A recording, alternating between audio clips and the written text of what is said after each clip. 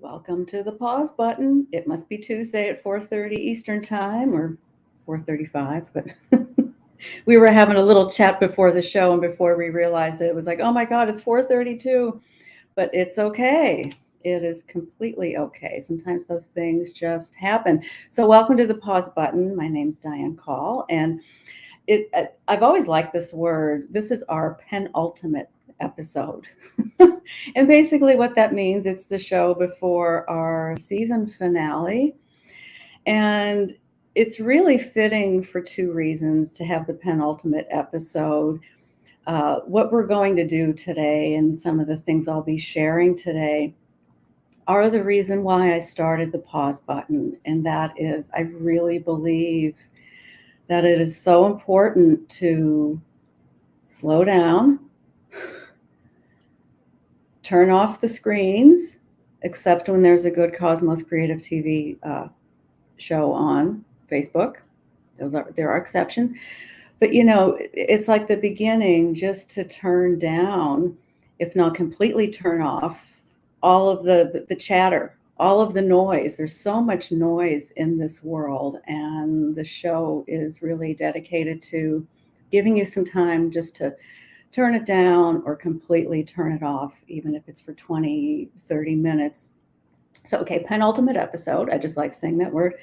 And I learned that 2 days ago was National Solitude Day. I didn't even know that there was, a day that was dedicated. It was actually March 26th, which was Sunday. And it was a day just to celebrate quietness and calmness.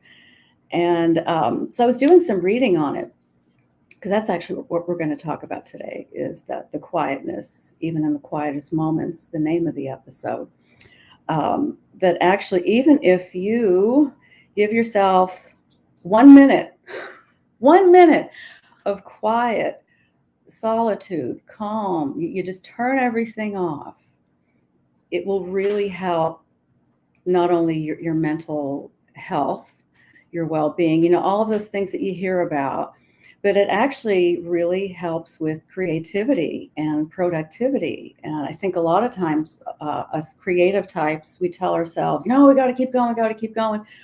But no, just be still for a while. And actually that creativity, it just gives more space for that to come out. So getting a little ahead of myself here. So I titled the episode, Even in the Quietest Moments, and I'm dating myself here. It's one of my favorite Supertramp songs. And it's actually the album title also, Even in the Quietest Moments. Check it out. It's a beautiful song. It's a very moving song. It's just about one person in a quiet moment reflecting, and it is beautiful. So we're talking about quiet. We're talking about calm. We're talking about really just shutting what I call the clucking chickens, just shutting it off for a while. The quiet. That's the theme. What can happen in those quiet moments? And I can't wait to share a story with you as we get going. But I've come up with official definitions, official pause button definitions with each theme. So, who better than to read the official pause button definition of the word quiet than the Honorable Judge Stern? All rise. No need. Now, yes, Okay. the official pause button definition of quiet is lack of sound. Like pushing the pause button.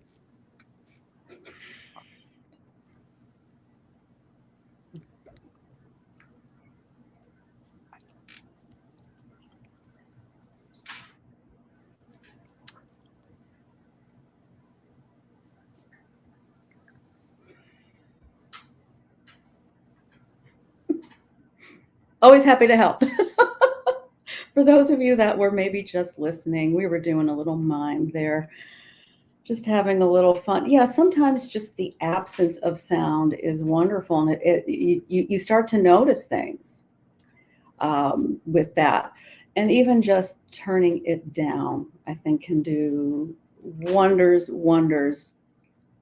So I've got a song coming up to kind of set the tone, and this is a really old song that I wrote probably before most of you were born.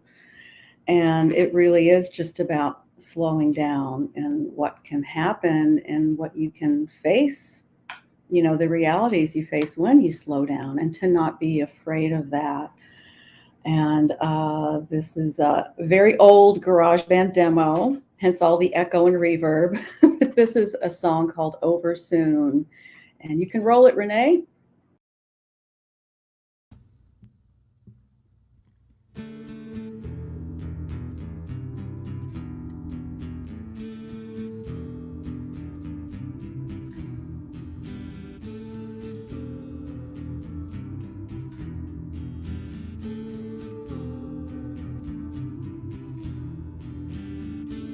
Jeremiah's train's coming, you better slow down.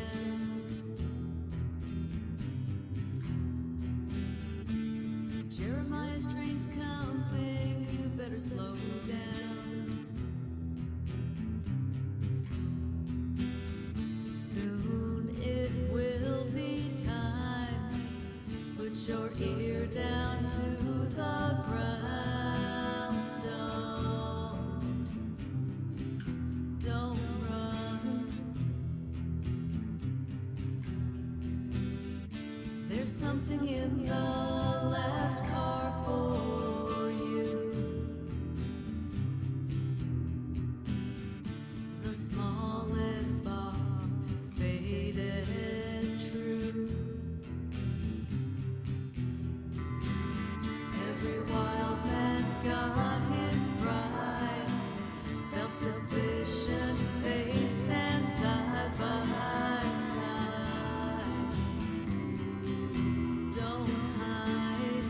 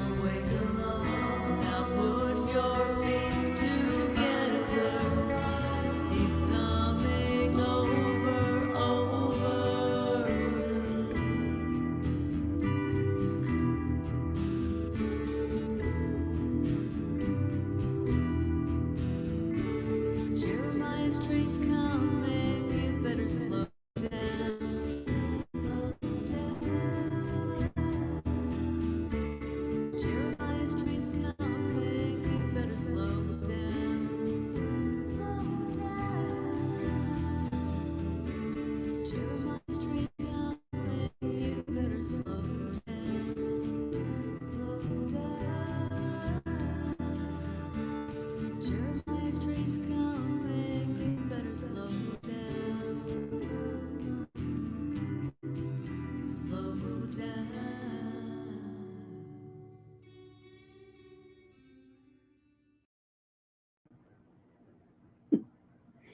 I had a lot of fun putting that video together. Yeah, and thank you all for watching. I had a chance while the video was rolling to say hi to a bunch of you out there, and thank you so much for tuning in and having some quiet time with me.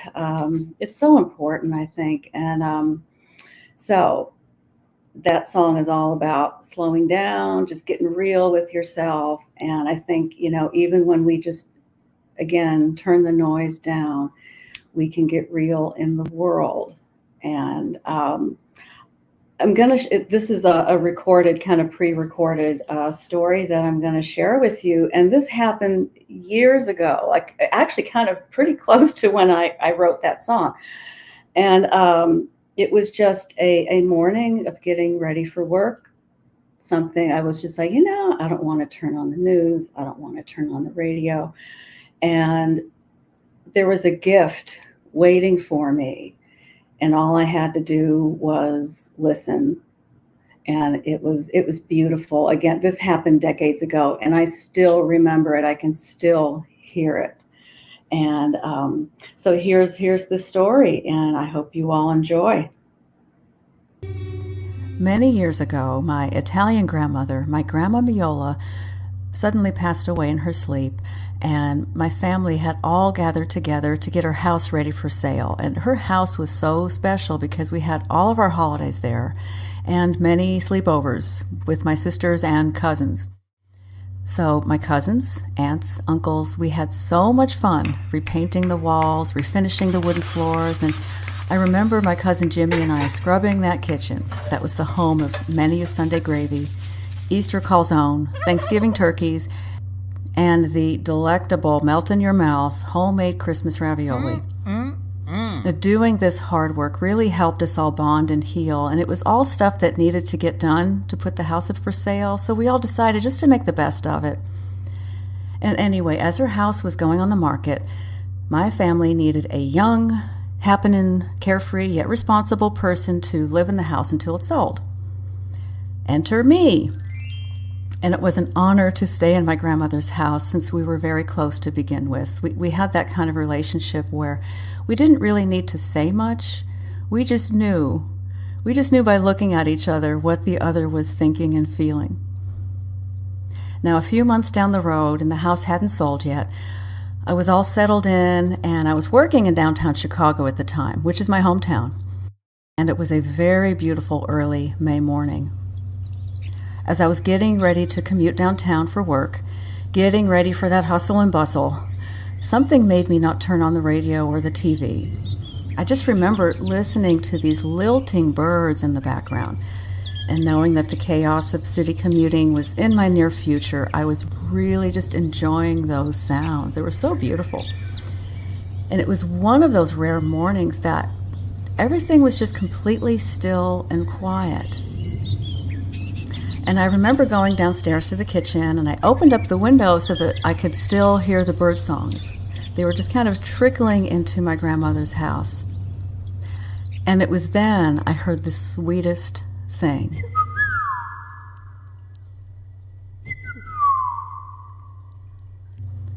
I could hear a mama bird teaching her little baby how to sing their song, how to sing their bird call. And this little guy was trying so hard. It was so sweet. And the mama, well, at times I think she lost her patience. And I remember creeping very quietly closer to the kitchen window. I didn't want to make a sound. I just wanted to witness what was going on. And this went on and on and on and on, and I could not stop listening.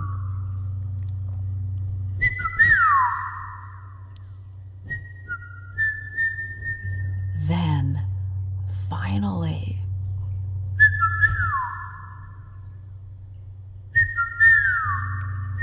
if birds could laugh. This is what it sounded like. It was like the mom and the baby were just so tickled that the little one got it. And soon they flew away, probably to get some celebratory worms. And I just remember that moment. It was many years ago, but it just made my day, and it was one of those little quiet moments I will never forget. And now I realize this moment has nothing to do with anything other than itself, and that is the beauty of it. I think we all need more of those. I wish I had more of those. Now, my takeaway from this moment and other moments like this, it's not the big things. It's not the cars, the homes, the prestige, how many Facebook likes you get, how many followers you have on Twitter. It doesn't matter. It is often the smallest things that bring us the most joy and the strongest connection to life and living. So I challenge you, even if you're driving or you live in a busy city, why not give yourself a daily opportunity to turn everything off and just listen, just simply listen, or simply observe what's happening around you. I guarantee you won't regret it. And I also guarantee that you will hear something or see something that will feed your soul.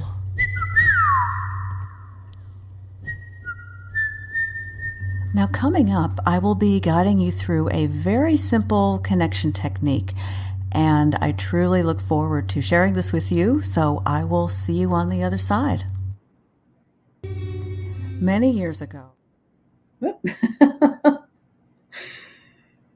Yeah, so yeah, there's going to be another side. I'm so glad you all enjoyed that story, and I have no doubt you've had moments like that too. You know, I really and truly believe it is those little things, it is those things that are just so simple that are the most beautiful and the most joyful. I truly believe that. And there's something about me and birds. I just tend to capture these really wonderful, magical moments, and that was one of them. That was one of them. That was one of my first magical moments that can happen in those quiet times. So, coming up next, I'm going to do it's a guided meditation. And sometimes when I do these, I say it's all right if your eyes are open or you're doing whatever. Bob Ross is out there planting carrot seeds. I love that. So if you can't close your eyes while you're listening to this, at some point, just go back and listen with your eyes closed, because it will have the biggest impact. And I say this in the beginning of the video anyway. But before Renée rolls the guided meditation video, this meditation is, to me, the most important one, because we all get our emotions hurt. We all get psychologically we can be hurt. Some of us have been physically hurt by others. This meditation helps you, anyone that listens to it, to get in touch and tap into your essence, your energy, that part of you that has never been harmed and will never be harmed. As a therapist, I work a lot with those who have been abused, physically, sexually, mentally, emotionally. I use this all the time. This is like, you go see Diane in the therapy office, this is what I do. This is one of the first things I do with clients who have suffered abuse, because it really helps them remember that they truly are okay. So can you tell I feel passionate about this one? It's about 5 minutes, and I hope you enjoy. We will be back after the meditation. Enjoy. I'm really looking forward to sharing this, what I'm just calling a very simple connection technique. And giving credit where credit is due, this technique was first originated by Dr. John Conley, who was the founder of rapid resolution therapy. And it's a modality that I use in my own practice. Now, I do prefer that you listen to this guidance with your eyes closed. However, if you're driving, please do listen, but just consider this a dress rehearsal, because truly it will be more of an optimal experience with your eyes closed.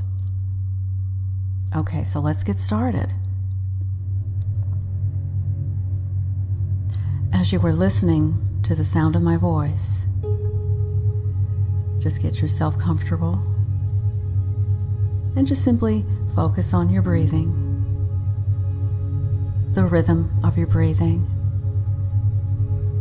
and just allowing your body just to get a little more comfortable and at ease.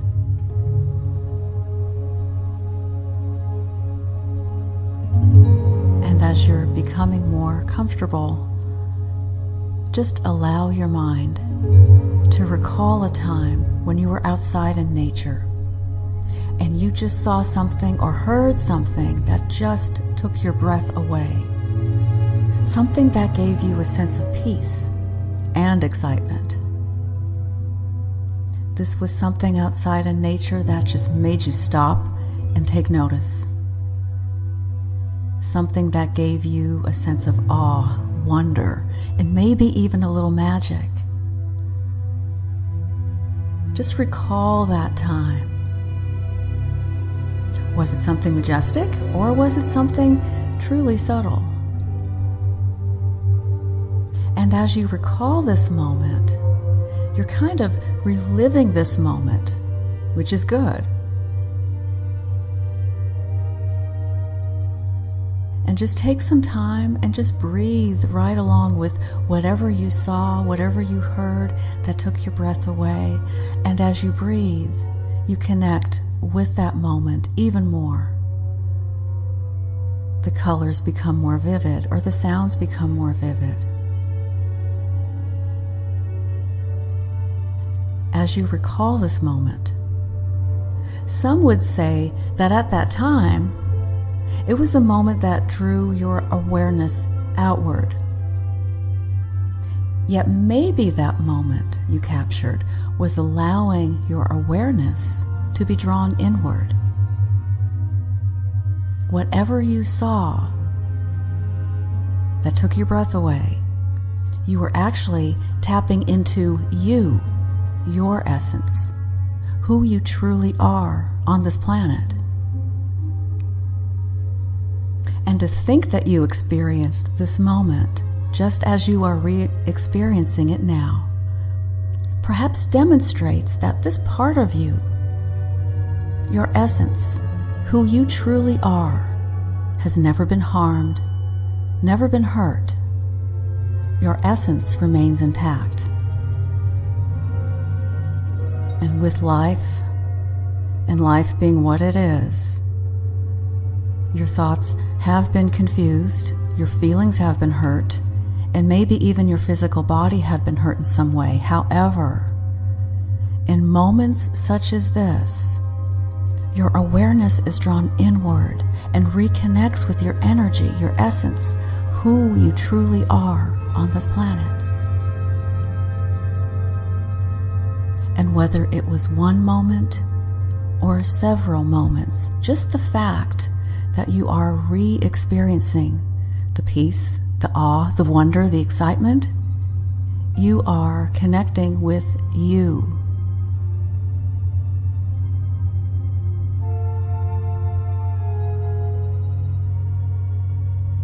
And just take a few more moments to just simply be in that wonderful moment.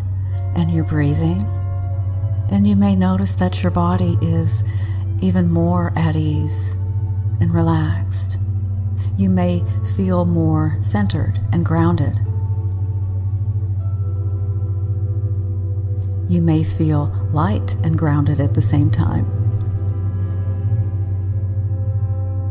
Just taking a few more moments. And then whenever you feel ready, you can just very slowly open your eyes.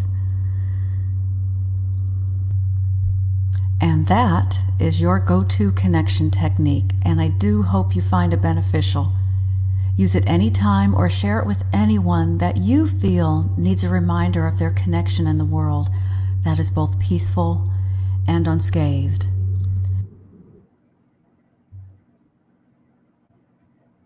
So we are back. I could not wait to share that meditation with you all since starting the pause button on Cosmos, and even when I did show du jour over the summer. To me, that is just the most powerful, because, there are times when, I can speak for myself when I feel like someone has really, really just, and then in the back, and it's like, how do I recover from that? You start to feel like just damaged goods. But in reality, all you have to do is recall a time when you felt that peace, when you felt that excitement. And again, it is your awareness being drawn inward. To see a beautiful crescent moon in the sky does not cause the peace and excitement. The peace and excitement is already there and just connects with the crescent moon in the sky. And there you are, connecting with that part of you that truly has never been harmed and will never be harmed. I've had clients, go, really? And it just never ceases to amaze me. Even the most doubtful, the most traumatized client does recall a time, and when they recall that time, they re-experience it, and it's like, here I am. It's a beautiful thing. And again, I'm a big believer in credit where credit is due. I did a lot of training with Dr. John Connolly, and that is his one of his approaches, and it is one of my favorites. So I was very happy to share that with you all. Hello, CJ. I can't help it. I'm a deep person. I can't help it. Oh, thank you. I know that's Julie Gilman. Thank you, Julie. And Bob, I hope you enjoyed that meditation. And I can only imagine hearing that when you're outside, how wonderful that can be. Yeah, having a bird connection, there is just something about that. I know that's Julie Gilman again, isn't it? I was looking on my phone earlier so I could see. Thank you, Brittany. Yeah, so that is our episode. Thank you so much, Lorraine. So this is what we're going to do. We've got one more episode for season 1. That's going to be, we're going to be back on April 11th. And I just cannot wait. It's one of my favorite stories, absolute favorite stories. Some of you who know me well know what that story is. Thank you, Renee. And actually, before I sign off here, Renee or the judge, do you have any comments you'd like to chime in? Are you still being quiet, Judge? I'm being quiet. That's the whole That's the whole purpose of the show. I'm so glad that I was warned. We did prep for this, but when they were going silent, as a producer and director behind the scenes, it was my worst nightmare. It's like, no. Right, I know. Myself, they're just acting, but they were very convincing. They were very convincing. We were doing mime. Yeah. I was supposed to do prayer hands. That's all right. I did them for you. But in my mind, I was like, what was that supposed to mean here? Or we're being quiet. I know. I'm quiet because I'm praying. You have to be quiet when you pray. Sometimes. Yeah, that's true. I'm seeing there's a lot of healing going on in the audience. And Diane, you are a very calming presence, and I can understand why so many people who have been through traumatic events trust you with their healing journey, because the people in our audience, your colleagues, I know the judge, myself, we have experienced that same thing working with you. You have such a healing presence and spirit, and with strength, which is a beautiful thing, because you're teaching me, I'll just speak for myself, teaching me that healing is something that takes a lot of courage, a lot of resoluteness, and a lot of boldness. So it's something that, to go into those tender areas of perhaps my own healing journey, that's something that is an adventure, and it's terrifying, but it's very helpful to have community, and then to have experts like yourself to help to guide that. So I'm just very grateful to be associated with you. Well, thank you. That means a lot. That really does. And, I've had such a long healing journey. I am not the same person I was even 10 years ago. When I think back to when I was a teenager, early 20s, I'm a totally different person now. And yeah, it takes a lot of work. It just takes a lot of work, but it's joyful work though, because healing is joyful, even though, it takes courage to let go. Right.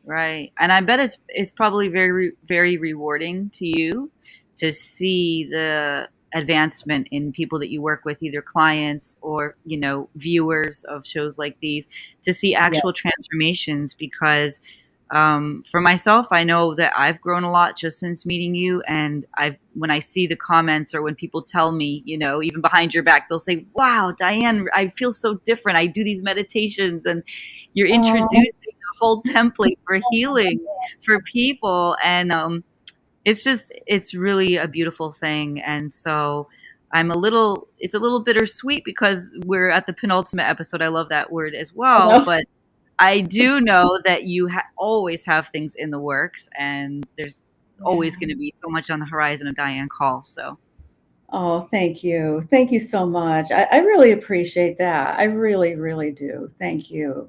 Thank you.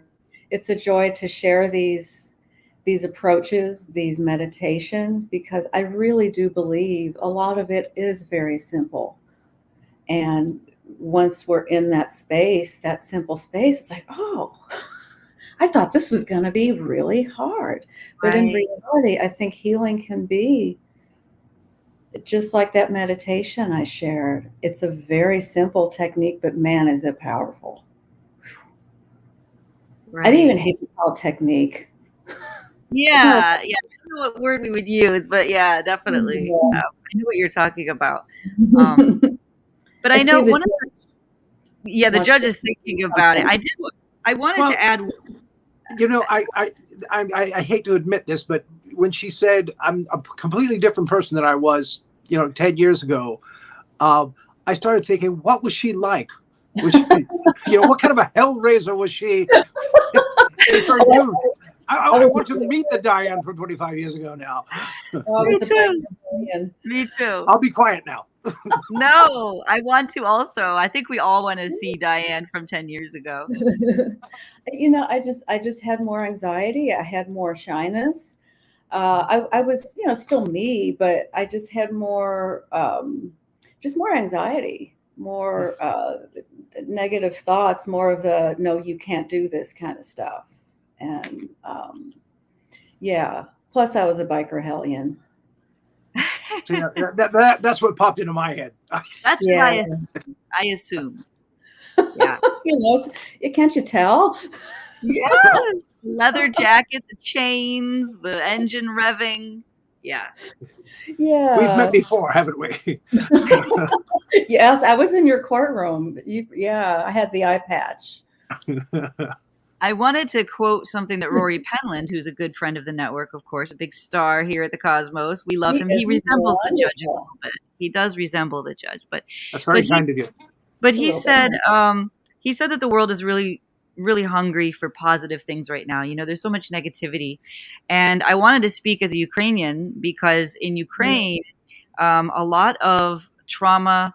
I guess experts on surviving trauma and abuse are trying to go in there, because the Ukrainian culture is one of those cultures where they would always there's kind of an unsaid thing where, well, if you have to go to therapy, you're weak, or, it's not something. Even the first lady of Ukraine said that was something that she was passionate about trying to change in Ukraine, particularly after and during the war. It's so needed. And I just want to put that out there, that if somebody is seeking help, it's a sign of strength and a proactive thing. It's an adventurous thing. It's not weak at all. It's one of the scariest things you might ever have to do. So I just wanted to encourage people to reach out and to start that healing journey. If that's something that you're concerned about as a person, saying, well, I don't need that, or I believe everyone can benefit from therapeutic approaches. Personally, I don't think there's anybody who would not benefit from the right fit there. But, but the watching the pause button and going back over, go through the replays. I know people love the replays. Go back in, and that's a good start for anybody.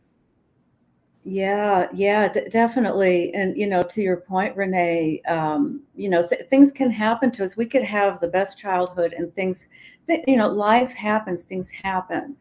And this up here, our hardwire brain, it can only handle so much. So we get glitches, and we just have to be able to sort through. That's one way to put it. But, there's childhood wounds. We all carry wounds from childhood. We could have had the most, idyllic childhood. There's still wounding that goes on because we're so impressionable. And for me, that's where a lot of courage, that's where I had to summon my courage, is to look at the childhood wounding. It's like, whoa, what's this? Absolutely. Absolutely. Yeah. So this has been wonderful. I couldn't wait to get to this episode. That's all I'm going to say. This was my favorite. Very, very healing episode. Beautiful. And I love the bird. Everyone loves the bird story. Just so cool. I know. Oh, and just to think, if I turned the news on, I wouldn't have heard it. Yeah, that's right. Exactly. Yeah. One question I did have, because we were talking about disconnecting from social media and that. Do you see a lot of in your practice, or just anecdotally in your life? Do you see a lot of ill effects from people who can't turn off, or they're just always logged on? They're always looking at a screen. You see that really affecting? Yeah. Yeah, it just does. It just does. It becomes this other very small universe. And it's ironic because social media is very expansive, but there's just something about it. I've had my eyes opened a lot, I'd say, over the last, let's see, what year are we in? 2023. I always forget too. I always forget.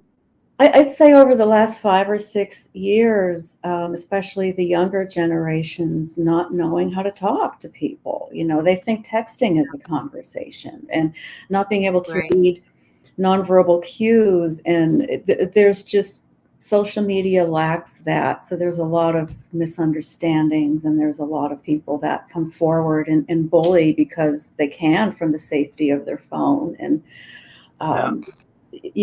there's just so much. I think that it's a pro and a con, and I turn it off a lot because I want to get outside. Yes, and things are kind of dark in social media. There's a division going on now, and it's amplified by stories and news on the social media. So everything's fairly negative. And that impacts the children. They see it's dark and scary out there, so they feel safe, in the comfort of their home with their phone or their iPad in front of them. Right. Yeah. It's kind of a catch-22, or what is it when it's a never-ending cycle? Yeah. Good point. It's a really good point. Yeah, most definitely. And, and it was kind of funny, Judge, the two of us were doing some nonverbal communication, and it was even harder to do on this platform because we really couldn't see each other. And But when we miss nonverbals, it can be, we need that. Mm. We Right. need that. It's in our wiring to read that. And when we can't, it causes distress, and it causes a lot of, again, just miscommunication. And yeah, there's a lot of And we need fresh air and sunshine. on social media that it's like, wait a minute, really? Like the dark stuff. It's Yep. yeah. Yes, absolutely. Get some sunshine too. Yeah, just going outside for just a little bit per day is so Yeah. good for my mental health, my emotional health, my physical health. I try to do it every single day. Yes. Yeah. Me too. Yeah. Me too. Well, thank you both so much. I this was a conversation that we had, and we'll have Always another. glad to help. Always happy to help. That's the new catchphrase. I love it. So good. I felt so bad saying your line for you, but oh well. I knew I was Yes. going to throw it in there somewhere. Yeah. That's just so great. And I want to encourage everyone at the top of the hour, it's Casual with Rory Penland will be there. And we have Mike Lucas, who's a famous comedian and author, and he'll be there as well. So check it out. 45 minutes from Wonderful. now. Yeah. So Yes. everybody just, turn off social media, come back at 6 o'clock Except for that Eastern. one thing. Just come back for that one thing. There you go. That's comedy. Yes. And we will see you all in a couple weeks. It's Casual, 6 o'clock Eastern, coming up less than an hour. Bye-bye.